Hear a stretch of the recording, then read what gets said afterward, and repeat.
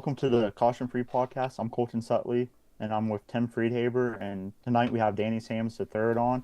Uh, Danny, just to get started, just kind of tell us a little bit about how you got started in racing.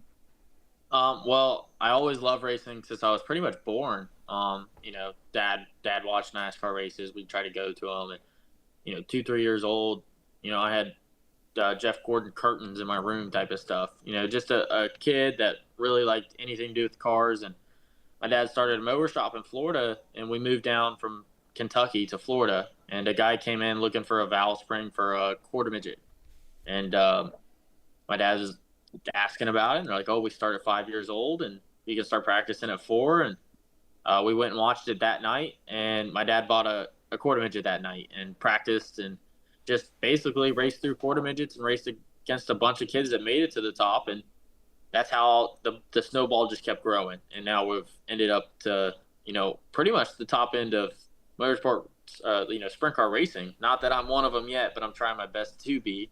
And they are who you run with. And we have a really cool opportunity this year to run with the national tour. So, just kind of talk about how excited are you to go out there for your rookie year with a high limit? I'm super excited. I'm not nervous yet. I'm sure I will be. Outlaw weekend doesn't count for points, and I haven't done some serious points racing like this since probably quarter midgets. This is national points racing, and every point means everything. And it's I'm not nervous about it yet. I'm super excited, but come Vegas time, you'll kind of see where you stack up, even though that's a tough track and no one's been there. But you want to hit the ground running. So super excited to get to Volusia. I feel like we're going to be really good. We've really worked on our big track program, and I feel really comfortable there. Was able to get a win middle of last year at Volusia. So I have some good confidence, and I think we'll be okay. Just super excited for the national tour. I was a little kid, walking through the pits, looking at these, I thought, huge sprint cars at the time. Watching the drivers, like, I could be one of them one day. That's what I want to do. And now I feel like I'm one of those guys, and it's super important to me, to talk to the kids and stuff like that, because I was one of them, and I'm blessed enough to even have the opportunity to drive them. And now I'm blessed enough to be on the top level. There's only so many national drivers in the country, and I get to say I'm one of them for at least this year. At least this year I get to do it.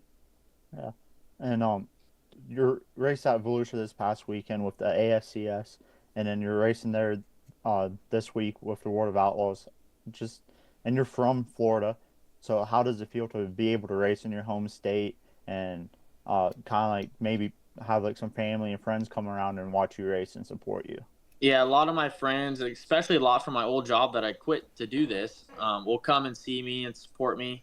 And a lot of family will. And it's still a little bit of a haul from my house, but everyone seems to get out there because it's the one time of year that I'm anywhere close to them. And it's the top. It feels like you're at a NASCAR race or something. It's the top level. Everyone's very professional. Shows ran amazing. Any national tour runs them great. The fans are rowdy and it's packed. And it's a lot of people, like, your family does understand what you're doing, but they don't get to see it. And when they get to see you at a national race like that and how prestigious it is, they understand more. Why would you quit your job to live on the road, not get paid for a year, like the whole deal, to do it? But they get to understand, a little bit about that. So it's a good feeling. And, when they come up to you, they're like, I get it now. Like, I kind of understand. I'm just super excited for all of it. And people come buy my T-shirts just because I'm from Florida. We're in Florida. There's not many Florida drivers that drive sprint cars. There's only maybe two, that are outside the state. So it's cool. I'm trying to make my state proud, and everyone's trying to push me to make it proud because Florida doesn't have the best rep for drivers. It's just, there's not many of them that get out of the state. It's the only time of the year that any attention's on Florida. So I'm just really excited. Yeah, Bobby Allen, he was originally from Florida, so that's something you can hang your hat on. And yes. So yeah, that's really cool. So I'd like to go back to High Limit in general. Can you talk about why you chose High Limit over the World of Outlaws, if you even considered it? Definitely consider both. Weighed all the money, tow money packages, all them packages, and where we feel like we'd end up in both points, and lots of spreadsheets. And we actually did a lot, of digging.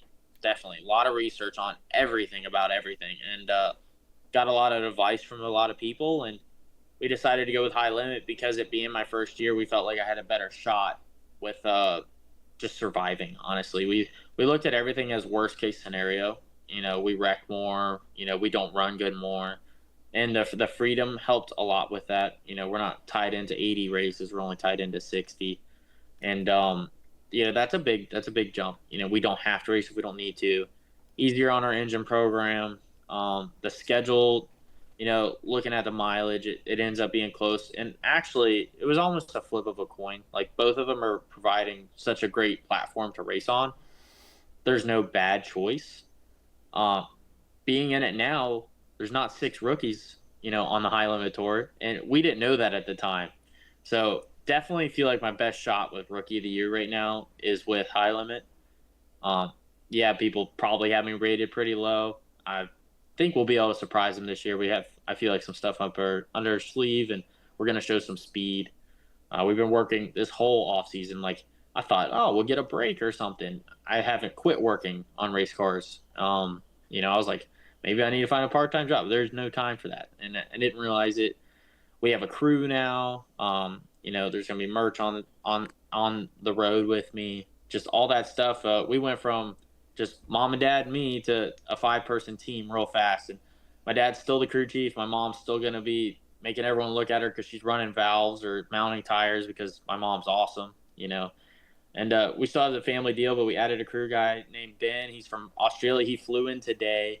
I went and picked him up at the airport, and our equipment's in the best shape it's ever been in. And we've just done a lot of homework and studying on how to be faster. And I'm working on a lot of me. I'm in the best shape of my life. I've been doing mental training. I'm trying, because it's my shot. You don't know if you'll ever get the shot again. So definitely not trying to do it anything halved. I was, full in, and whatever edge I can get. I don't have the experience edge, but I'll try to get the other edges, that other drivers could lack on. So and work on my decision making, your mental attitude, and everything. What makes you the best you, and it's a lot. Like, I didn't understand, and we have some key players that are helping with this team to make it to this level. I have a great car owner named Rocky, and we have a new person on board that we'll announce going into Vegas. So the car will look the same here going into Volusia, but Vegas, we're going to have a completely different look, and it's going to add a lot of wow factor. There's going to be a lot of talk behind it. So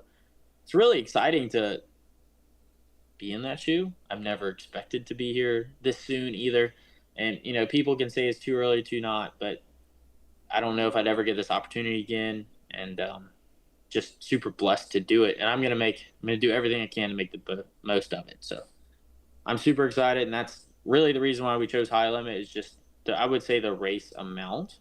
It makes you sound weak on paper, but it's strategic on paper. Doesn't make you sound weak if you get rookie of the year. No, it doesn't make you sound like, you're going against 6 rookies on the Outlaw Tour. It's way tougher than 3. So as of now, 3. There's rumors that there's going to be another, but as of now, 3. So I'm feeling confident actually with my chances. People, have rated me on the bottom, but I don't feel like that's the case. I definitely feel like we're going to be surprising some people, and I'm okay with. I'd rather be the underdog, and I want my parents and I to whoop them. Like, that's just a cool story. We've all built this together, and we're learning together.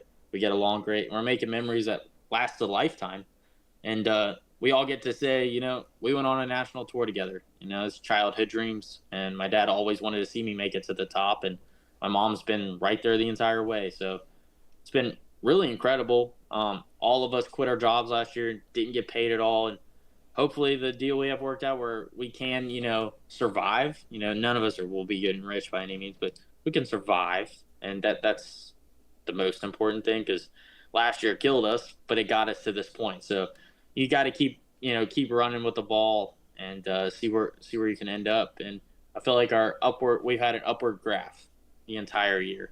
I don't think we really took many dips, and it just kept climbing and climbing, and we're consistently faster and faster. And really important to keep that graph going, if not spike at the beginning of the year and then keep it growing, so super blessed. And I think everyone's super excited to do it. Like, our first race is in Vegas. Like, that's super cool. Like, this is stuff you didn't really expect to do at the beginning of this point last year. That wasn't even like thought of. It was like, how many races can we do, and hopefully we can turn a head or two. And now we're in this position, and like I'm a halfway known name. I didn't. It's really cool. Like PRI, people could look at me and know who I was, and the year before that, I was a nobody, like a true nobody, and I still am. But I can see the building, the building thing, and we're gonna do a YouTube channel this year. The first YouTube video is gonna be about Volusia, and hopefully a per night video, and we're all learning how to do that. My editing skills are not there yet. It's still because I can't afford to pay someone to do it yet, but I think that's part of it's fun. I think we all have a good personality and try to bring people into our lives a little bit because we're not the glamour team. We'll probably still be roughing it. We'll be cooking on my grill and all kinds of just like, figuring it out on the road. And it'd be cool for people to experience because I feel like we were just one of those people, just good old people excited to do it and figure out how to do it. So that's probably what I'm looking forward to the most is just making the memory of it, but we're going to do everything to do the best we can. And that's what racing's all about.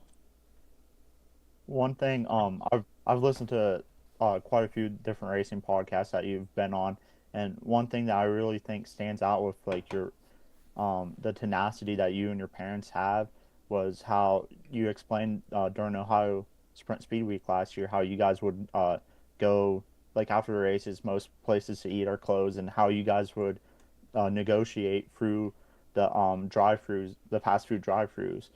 Kind of want to. The story's going to sound way better coming from you. How you guys handled that? Oh, we had a whole system. Yeah, 9 nights. We did it 9 nights in a row. We had to do it after Atomic because it was just routine now. We Taco Bell was the only thing ever open, so we had Taco Bell every night, which is getting old. I like Taco Bell a lot, but 9 nights, your stomach's not doing the best. I'm gonna be honest. And so we had a real system. We'd pull into the parking lot. I'd hop out. I'd be climbing in the bed. Mom would pop out, and she'd have the key, Dad would put the key in the lift, and it had the trailer has electric lift. I'm unhooking as she's doing it down, so I have to do it fast enough because we're speed running. It's like speed tour as fast as we can. I'm unhooking as fast as I can because she's not going to lift on the button. And then my dad or my mom would put it in gear. My dad would drop the tailgate, and he'd just stand at the trailer. We all knew the order already. I'd be in the bed pretty much, and as she's ordering, I'd hop in the truck. We'd get our food, pull up, back in, down, and we were in and out. It probably takes you 5 minutes to get through the drive-thru. I would say maybe 8 minutes. Like, unhooked, hooked back up. We had it so down pat. We didn't even have to talk to each other. Just like rolling. That was our dinner every night. And then we would wake up 9 a.m. and get continental breakfast at the hotel and start washing the car in the parking lot, or hopefully there was a car wash close. So that was the longest week of my life. But when it was over, I didn't know what to do with myself. Like, you became such into a routine of doing it. And I feel like that's where a lot of our success came. It was halfway through the week we started winning. And maybe it was because other teams started fading because, getting tired and that type of stuff. And we worked really good as a team. No arguing. Probably wasn't much talking because we were really tired, but we were able to keep our heads down and focused. So I feel like that shows some tenacity going on an outlaw tour or, high limit tour like this. I feel like we can do that. That was like what really showed us because we're going to have more breaks than that, but if we can do it on a high speed week, I feel like we can do it anywhere. Yeah, and you won 3 races that week, which I mean I knew of you beforehand, but it seemed like once you won those 3, that's like it seemed like every racing podcast there was you were going on, and it was all I wanted to get you on then, but I'm like I can't do it when like everybody's having them on. But Right, it floods it. Yeah, it was really awesome to see you like do so well, and I guess just kind of like talk about like getting that first Ohio Sprint Speed Week win, like kind of like how your emotions were like after you got that win. So it was that hilltop where you couldn't see anything, and I thought I saw the white flag, and I was like, then I thought it was the checkered, so I burned another lap for sure, but I was fired up because honestly didn't have an expectation to win that week. I had an expectation to have a couple good runs and try to make it to the end. And that was the happiest I've ever been inside a car because I knew the prestige of that. Um, and that track, that was my second time at the track, second time I won, just suited me. Night went right, and I did it in a cool fashion. All this stuff's running through my head. I was up on the top, couldn't see, but making it happen. And I was like, that's really going to help me later in my career, a win like this. And I came across Ryan super excited. I did a burnout, donut, the whole deal. I was so pumped up and gave my mom a huge hug, my dad a huge hug, and just like we were filthy because the track was real dirty and real emotion. But after that, like it didn't sink in. Like Rocky was there, my car owner. Didn't sink in until the ride home. I was like, we had no cell phone service either at that track. So I was going home. It took 10 minutes, 20 minutes before I got cell phone service. My phone just started blowing up. I didn't realize like what actually just happened, but I was like, I just won an Ohio Speed Week race. My parents and I won Ohio Speed Week race. My car owner and I won Ohio Speed Week race. It was like, what? What? That wasn't even like a registering factor. And I was like, wow, that's super special to even have that happen. So super excited. And then going into Sharon, we got our butts absolutely handed to us. We went from the ultimate high to a complete low. And but we kept our heads up and won the next night. It was pretty unreal. Like I said, the tenacity, we had to change an engine, we had to do this, we had to do that. And luckily, we didn't have any truck and trailer problems. I would just add on to it. And yeah, just super emotional week, and we started getting more solid as the week went on. We got wrecked the first 2 nights at Ohio Speed Week, and then we picked up the pace of Wayne County, and then we won. And then we got butts whooped at Sharon, then we won at Muskegon on a really good race, just a barn burner of a race. It was my most well-driven race. You stalled out so much in lap traffic, and looking back on the video, there's definitely things I could have done to do better. And like I said, I go through notes about everything I do, and but I kept my head down, I kept my cool, and that's like where this mental training I'm hoping is going to come in. Got passed multiple times and was able to fight back and make it happen. And that was probably my best race as a driver on a comeback. I shouldn't have ever gotten in the position where I got passed a couple times, but on a comeback and making sure I could still win that race and not getting in my head, over driving the car, the whole deal. And then we did really good at Millstream. It was just really couldn't hardly see and really tough race to pass. And I honestly was just saving the car. I think we ran 6th or 5th, which is really good, but it was hard to pass the whole deal. And then Atomic, I really wanted to win that one. I didn't know if it was going to happen, and I was never good at Atomic before then. Until we went to the Outlaw Show a couple weeks or a month or two before that, we I ran really well, but I followed David Gravel. Gave me a lot of advice, and I followed him, and I still ended up running like 17th. Nothing special, but I learned a lot. And I took what I learned and took it to Atomic and went quick time by 2/10. Just that's ripping. And won the dash, and in that feature there was no one going to take it away from me. And I've never been that smooth, that consistent on a cushion like that. One mistake, they're destroying a car, and I never had that fear. I was super confident in the car, and dad's getting me to that point where I'm super confident. He's comfortable with making the adjustments, and yeah, we talk about the car, but he doesn't tell me what he does anymore. He jokes, just drive the car, but and I want him to be like that because it just lets me.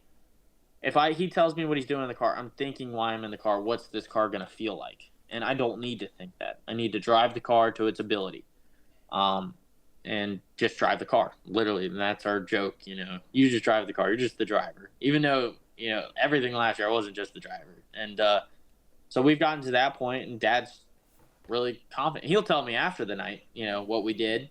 I'm like, great. But he just asked how the car feels, and then he tells me how it feels, then we go through video. Mom films everything, and that's been super vital, I feel like, to our success and growing our crew chief racer bond and still keeping him as my dad. So it's really cool to do that together because he's super knowledgeable, and he's going to have some serious worth here.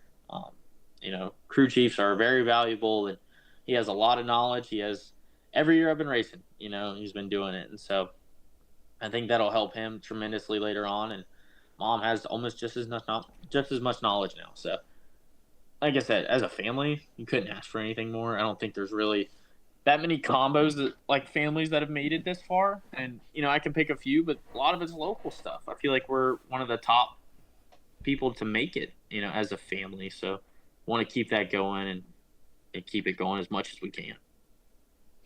Yeah, I think it's very cool to see like just hearing the dynamic with like your parents, and you guys are living out your dream together, and not too many, if anybody, gets to do that, and it's very awesome to see that happening.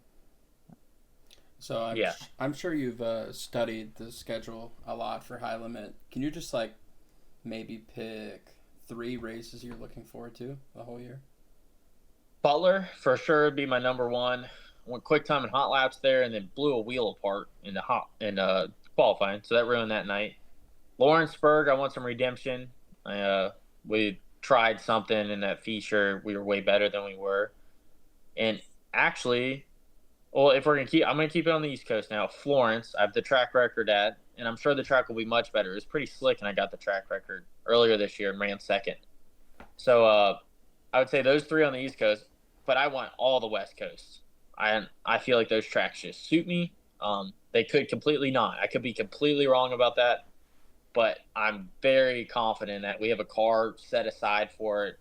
We've been doing a lot, like I said, a lot of research, and feel like our package is going to be really good there. I've been there with the 360 one time and ran one weekend, and that was Petaluma, so I don't even think that's on the schedule. And I'm very, just from videos and stuff, I'm confident. I think we'll be really good over there, but Las Vegas I think is going to be tough on us as a starter. A big track no one's really been to, but it looks super slick, and it looks way slicker than Charlotte. And we were good at World Finals, but we weren't that good. And I feel like that's just going to expose a couple of our weaknesses. But like I said, we have a plan, and we could hit the nail on the head here. Or we could completely miss and hit our hand with the hammer. So, going into it obviously with confidence and want to do good and do as much research, but at the same time all these other teams haven't been there in how many years? How much different could this track really be? So it could go either way. I feel like I'm pretty confident in those 3 on the East Coast. I'm very confident, but the whole West Coast I'm feeling pretty confident in. So you guys go to Lernerville for the Silver Cup, which is a 1-day show, and then the Commonwealth Clash, which is a 2-day show. Kind of, since that's kind of one of our on a high limit schedule, and that would be basically our home track. How do you feel? Like, what are your thoughts about Lernerville? Do you like it? Do you think it fits your style? Every time I've done good, something's happened. So, but yes, it fits my style as long as the bottom isn't quicker and hot or for qualifying. It's got a big nasty curve on it. Like last year we were there with the high limit. If you ran the curb, you're 2/10 slower. But if you cheated it 4 car lengths, you're way quicker. And that's just me not knowing where to be on the track.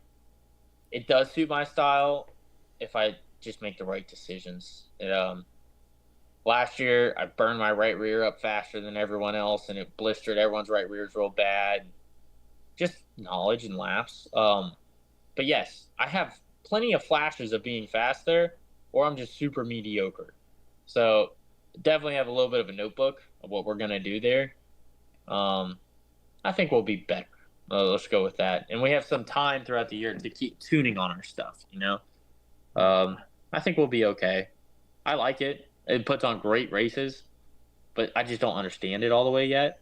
That's the thing. Like turn 1 and 2, if you go too low, like it's way too tight, but sometimes it's really fast. And all the high limit videos, the track's been completely different every time they've gone there. They had that huge race last year, David Gravel won. It was so hooked up. They were a quarter ways down the track because that was the only thing that was available to them. So knowledge, laps, that whole deal. And I feel like if I put together good laps there, we'll go really good. Because we did when I put together good laps. But it's all about those 2 laps in qualifying because it's hard to pass during a heat race. Everyone gets rolling around. They're pretty good. And then it is a track it's hard to make ground up on. You kind of need to start somewhere. You're gonna finish somewhere where you start, and but you see great racing, but it's usually with the same cars. So just trying to break into that. That would be my next step.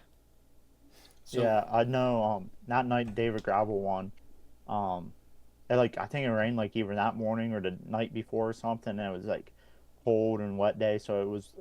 I've never seen Lernerville not hooked up, but then I do know that like a lot of the locals even say that like it's way different on a weekly night than when like High Limit comes in or when the Outlaws and the All Stars used to come in.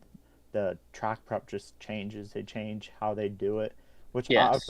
I've heard other tracks do that as well, which I don't get why that happens, but but So they usually national series try to prep the track that's going to put on the best show and the most time efficient show, and also where it won't take rubber. That's very important to them. So that's why you see a lot of really fast tracks, but they also seem to have the cars to burn it off. So it's just a whole different.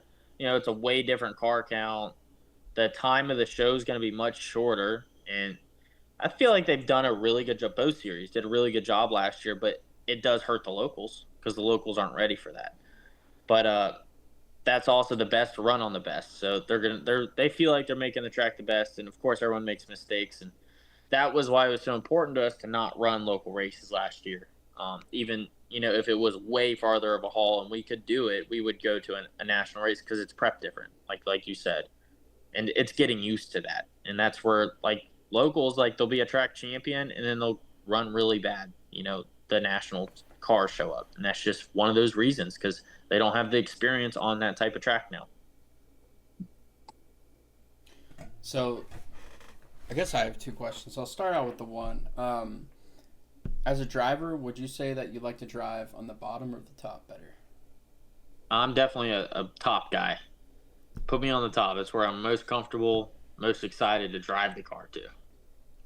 So did you watch Corey Day run the top at Lernerville last year? Yeah, I watched it right till that axle snapped. Yeah, that was a Yeah, hell of a run. that's something I hope I have, some resemblance of doing this year. That's pretty much the game plan. I hope her axle doesn't snap like his Yes, did.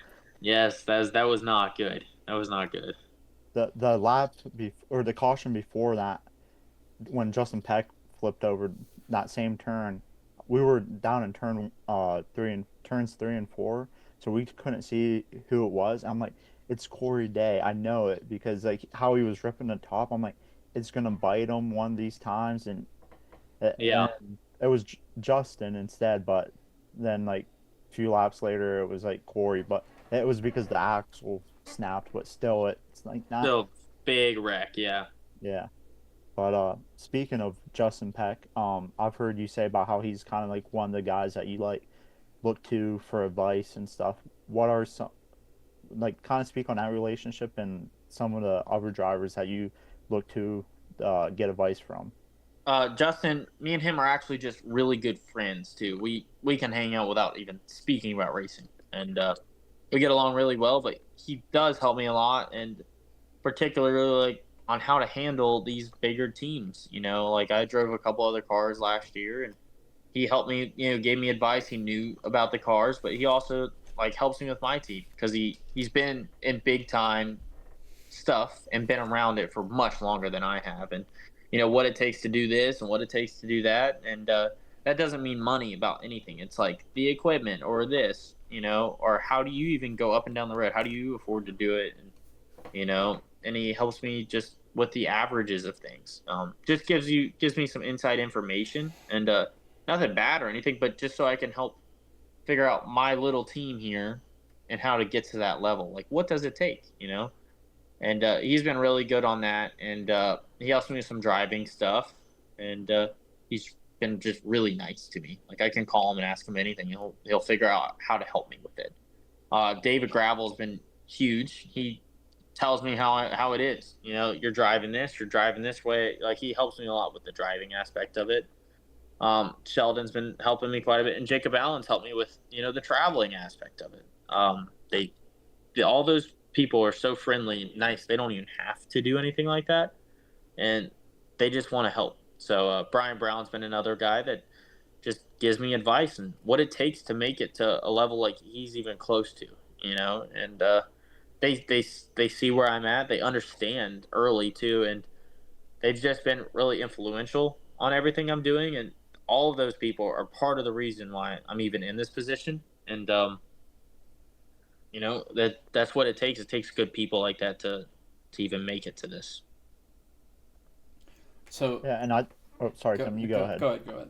You had a I was follow-up. just gonna, I was just gonna say, that I feel like not something that's needed in our sport is veteran drivers, helping out the younger guys, help get them to get to the point where they can compete at a national level because that's the only way this sport can continue to grow and continue on for 100 more years.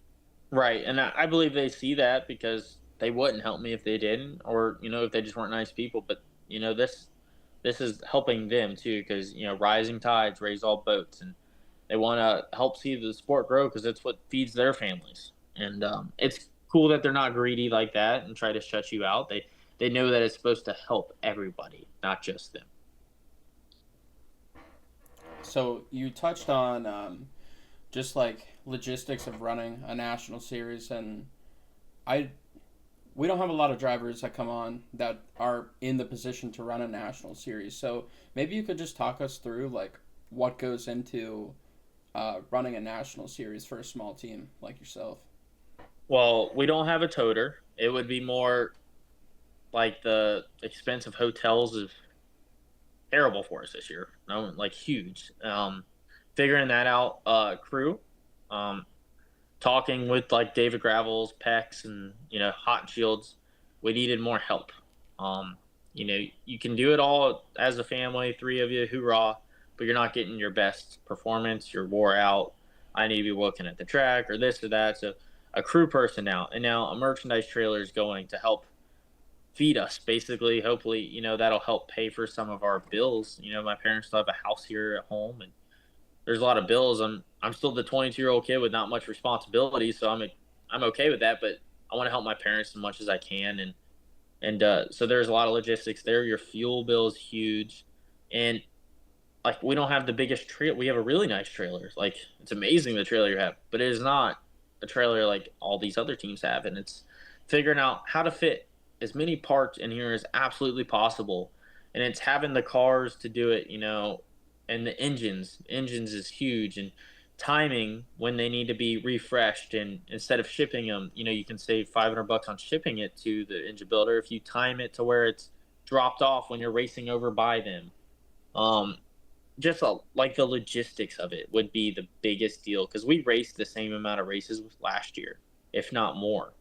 It would be more or less the logistics of being gone, fitting everything you could possibly need, and how can you not run out, and having a plan if you do run out. What's your plan to get a car?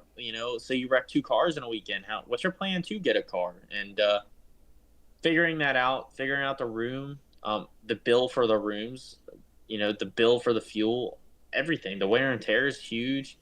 It's just we don't get to go back to the shop every week, and that's majority of the time we won't be. We'll be living out of the trailers and just living life, making YouTube videos of what we're doing, and trying to keep people involved in it. But that would be the toughest part of it. I would say the logistics of the entire thing, and trying to get people, like my parents need to go home for a week. Like, how do we do that? Just and everything will be kind of by the seat of our pants, but it's what we have to do, and that's the biggest thing is logistics.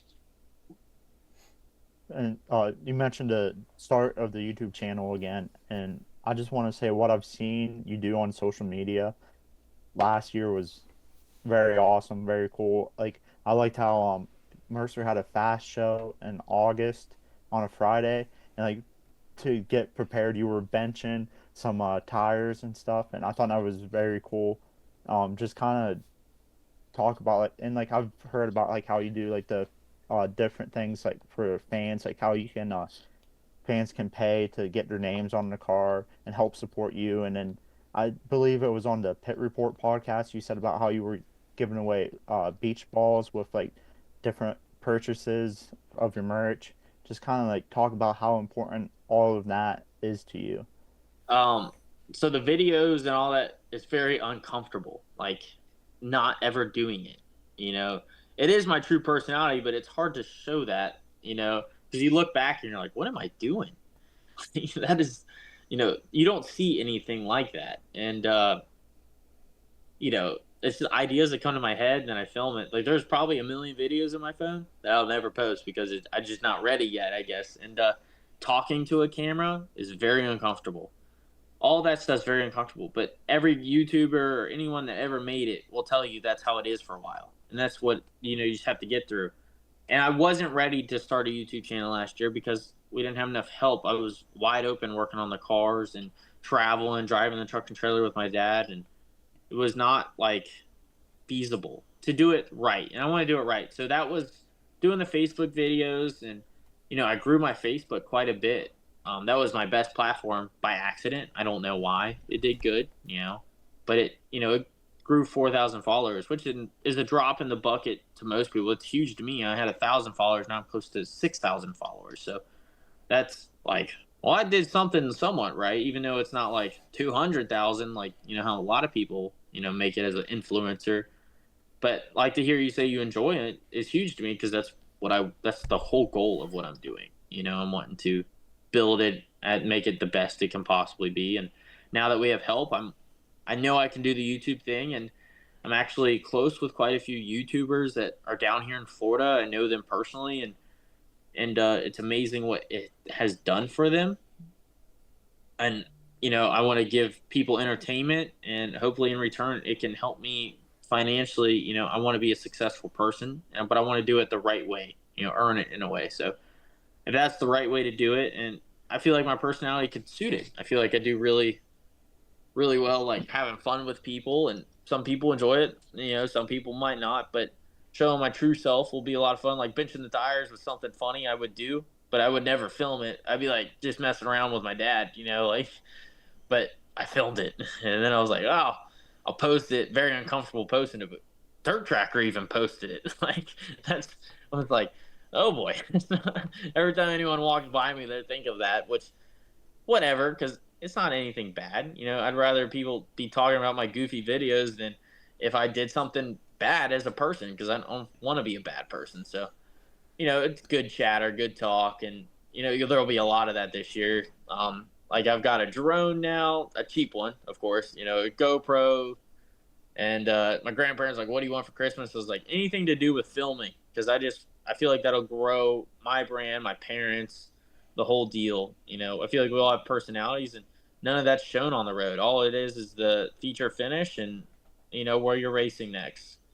I want to show what we're doing during the week when we find a creek to go fish in, or somewhere random and something like that. I want to show into my life a little bit, and hopefully that will be paid back, from entertainment. So that's what I'm looking forward to, and that's what I would like out of it, but also have fun with it. I don't expect anything right away. I don't expect anything for a couple years, because it won't be good enough videos for people to watch the whole thing probably, which it's tough to figure that out. And then, figuring out how to film right, how to do this right. But hopefully everyone can see that progress. I can see the progress, and try to get the snowball rolling, because it's not rolling at all right now, and then it'll grow on its own.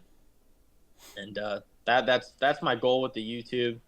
And we do the Dirt Crowd thing, where people can pay to be a monthly subscription. We put their name on the car, and I send them a care package every month of usually things of not value but that are cool, like wrecked engine parts or wrecked body panels, carbon stuff, things that were valuable at one time that are junk now.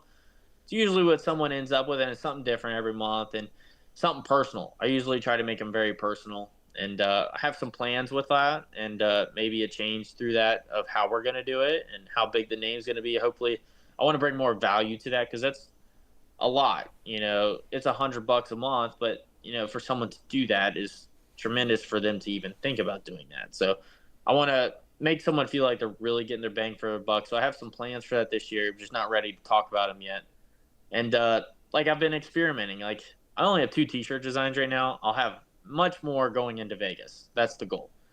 but I've been doing a lot of experimenting. Like I made a Florida design T-shirt, Florida beach. You think of beach balls. I bought a bunch of little beach balls, and if you bought this shirt, you got a signed beach ball from me, and people love that.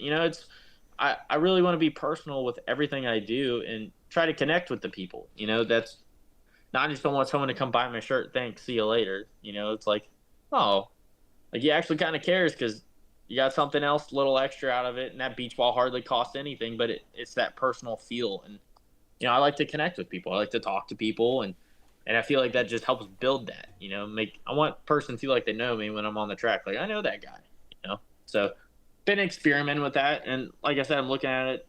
What's best for my future? I need people to help me, and helping me is by buying a T-shirt. And I want you to feel like you're getting something out of it, not just, oh, I got a T-shirt, I helped him, he'll never talk to me again or anything like that. I'll always make time to talk to people, and because they're helping me. They're helping me chase my parents and I's dream of making it to this, and it takes every single one of them to get to this. So I'm just curious, who are some of the Florida YouTubers that you are pretty friendly with? I know Garrett from Cleese McFarland pretty well. Do you know him personally? Yeah, for sure. So my old really boss is super personal with him. He goes to his guys' nights, the whole deal. Parker's brother, I'm good friends with him, and like he does most stuff dentist, but he does it just for fun, and it does well for him too. And I'm kind of in that little group. Danny Duncan bought my old house here, or my parents' old house, so I don't know how it is, but I've gotten to see them grow too, and what they've been able to build is huge, and that's just showing into their life. And like, if you ever watch the Cleese McFarland video, are they never not having fun? No, he always is. They literally go to work, all of them, and do something. They literally do whatever, have the best time of their lives, and then do really well. Everyone does well financially, but in return, all the fans are getting something really good entertainment. And when they first started those channels, they were not really good entertainment. They were rough, but that's that learning process. It'd be cool, 2-3 years from now, be able to do that for people, and in return, they help you. Like, Garrett owns a racetrack. He's 2 of them now. Yeah. Like, that's awesome. And he's bringing value to that because that lets racers go race. Because now they have a lot of circle track races that weren't existent.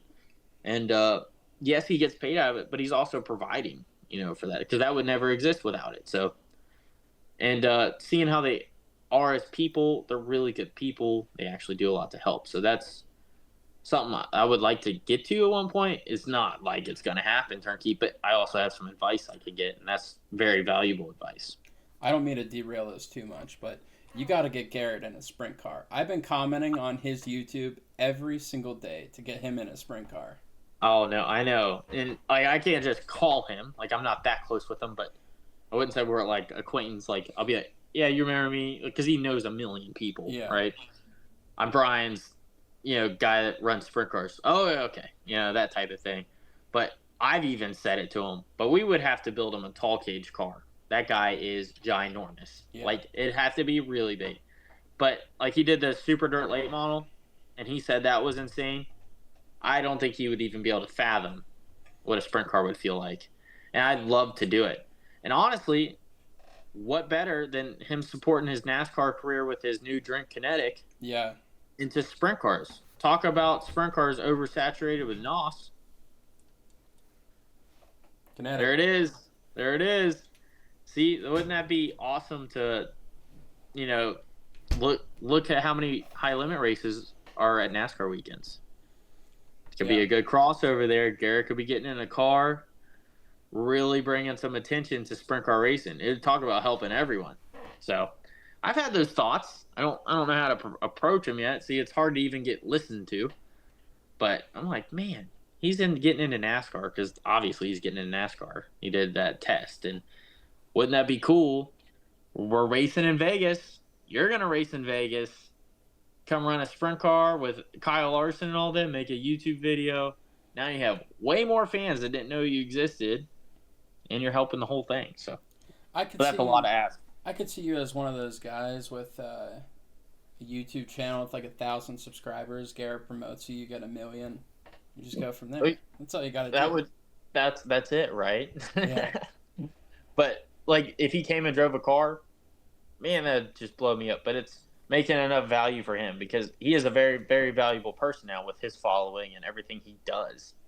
Um, and I don't want to pull the I'm the friend card or anything like that. I want if anyone provides me something, I want them to feel like I said, same thing with t-shirts. Like I want to feel like they got a bang for their buck, and it's finding that right formula to get him to do it and me to do it, and both of us get something good out of it. So that's something I've definitely thought about a lot, especially when he announced the kinetic thing. I was like, Christopher Bell's coming to run in sprint cars. Kyle Larson's coming to run sprint cars.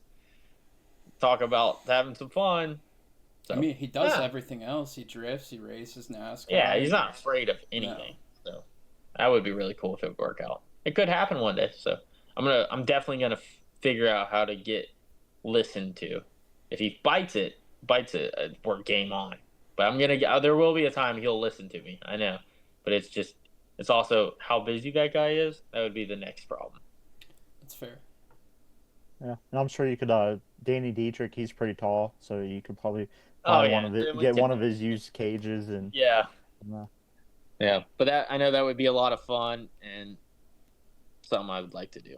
Because then talk about starting a rivalry, and rival or however you say the word, I can't say it right now, are great for racing. Just great for anything, competition. So, is there any other drinks really in sprint car racing other than NOS right now? Nope. And now Kinetic's gonna be like, yeah, caffeine free, and then then you got that whole war going on. I don't see anything wrong with it. So since you want some more rivalries and sprint car racing, so that means you're gonna go fist fight someone after they right rear you? No, no, I feel like I can handle myself pretty well. If someone comes in my trailer and starts fighting, just game on. But you won't see me start fights, that's for sure. Even if the person could be completely wrong, just don't forget. But I'm also I'm not gonna hurt anyone on the track. I don't want to do that. Nothing. If I ever wreck a car, it'll never be intentional. I never want to use a car as a weapon.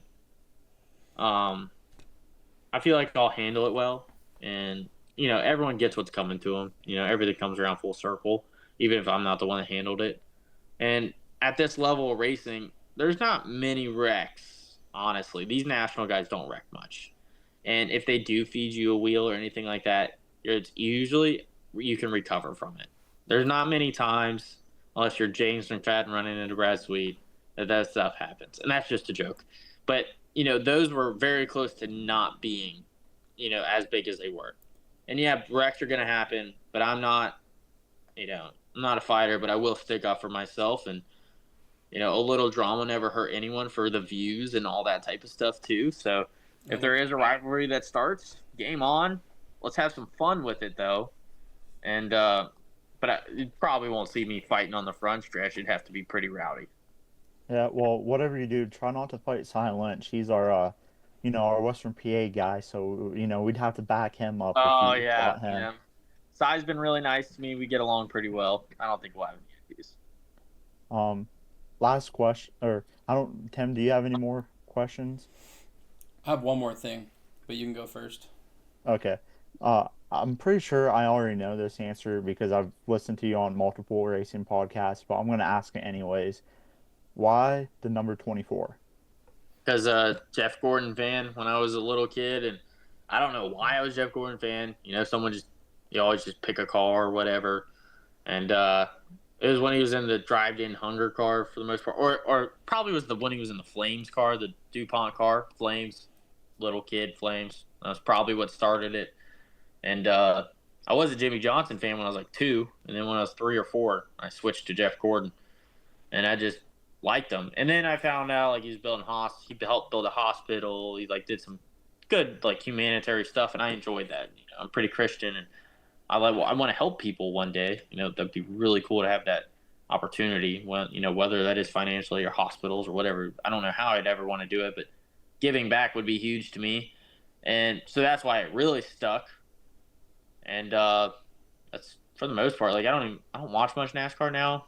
I don't even know. Kyle Larson's my favorite, obviously, because races sprint cars, or Christopher Bell because they help our sport. the best. So that's why I picked 24. And never, like, I drove for my dad till I was 13, and no car owner wanted to change it. And if they wanted to change it, I wouldn't have had to say, but we just stuck with it. So now I would fight for it because it's just kind of what I got. And, you think of 24, most people are going to think of Rico Abreu, but I've always been 24D now, so I don't want to change it. I don't know. I would have it like the times I drove other cars last year, couldn't find myself on the lineup board because it was a different number. I was always looking for the 24. It wasn't 24. So that's the reason. Jeff Gordon. That's it. And that So flame car was I like to joke. I was born about 6 weeks early, I think, and it, my parents were watching the reveal of the Yes. 24 flame car when my mom's water broke. So I like to joke that I like cool looking race cars, and I was just trying to come and look at Yeah. that's a badass looking car, and that's the only reason I came early. And actually, I was born the day before my dad's birthday, so I was like, also, so I don't have to get him a birthday present because I will always be his birthday present for him. Exactly. You're set. Yeah. That's funny. to wrap it up, though, I noticed there's a sprint car sitting behind you. Could you just maybe rub it in the northeast, northwest faces that we're sitting in cold weather and you're sitting in Florida with the I've sprint got car shorts behind on. you? Yeah. Yeah, I'm just chilling. It's 70, probably 3 outside right now, and this isn't a real long sleeve. It's one of the breathable fishing ones. Because Florida, you gotta enjoy it while you can. And yeah, it was nice and sunny today. I actually might have sweated a little bit. Pretty cool. Yeah, I was up north for you guys for a while, and I got home. And I was like, I understand why my parents chose Florida. Like, there's a reason. Yeah, I'm just sitting outside right now. We ordered Yeah, some pizza, and we're about to all go eat. it's 46 up here in Western PA. Tim's down in West Virginia at It's college, so it 60, might be a so little. So you both can rub it in, but I mean, I wear shorts when it's like 20 degrees out. So Yeah, see, I'm not that big of an animal. I can't do it. I'm uh, not there yet. I was I I was starting to get acclimated to it, and then I came back down. I was like, yeah, no need to get acclimated to that 20-degree weather. Average. It's terrible. you're a Florida I do man. wear pants. Florida man. I do wear pants though to work, not because I go in and out on my breaks, and I'm like, I don't want to wear shorts and do that when it's like 20 out, and then Yeah, races in the fall and the spring, I will wear pants because I'm not gonna freeze my ass off, makes it in the not enjoyable, right? it's still enjoyable, but when I get sick the next couple days after, it's probably not worth it. So Not worth pants it, are the right? move. Yes, sir. But thanks for coming on. Yeah, appreciate you guys. We'll head the outro real quick, and if you want to stick around and bullshit a little bit afterwards, you can. But uh, Hold on. Do you want to shout out go any ahead. sponsors or Oh anyone yeah. Oh, I first? almost forgot. It's been a I, while. I gotta thank my car owner Rocky, Global Inc. I can't say the new one yet. We have a big press release, and it won't be on the car. Flying A Motorsports and our coaches Motorsports haulers. They do a lot to help me. Chad over there has been really good to me, and our cars are Maxims, and Don Ott and Kistler engines, and those guys do a lot to help me. And I want to thank my parents because without them, I would never even been in this position. Their commitment to me is humongous. Ben coming from all the way from Australia to work on a car all year. That's really cool, and he's just as excited about it as I am. And he's not even driving. Like that's really cool of them. And I can't announce the new deal yet. It'll all come out around Vegas time. And just Rocky. Rocky's my big car owner. He owns everything, and he's gave me all the tools I needed to get to this position. My parents and I, and lots of guidance. And without him, none of us would ever even came to. So his company's Global Link, and they do a lot to support my racing career. Thanks for not save Yeah. Tim. Yeah. It's been a while since we've interviewed a driver, so I kind of forgot about that. But That's good. thanks again for coming on. We really appreciate it. For our listeners, you can find us on YouTube, Spotify, Amazon Music, Apple Podcasts. Like, subscribe, comment, rate 5 stars, follow. We're on social media on Facebook, Instagram, Twitter, Threads. We're also on TikTok, so go follow us. Go follow Danny and support him. Go buy some merch and get out to a dirt track and hashtag no flags given.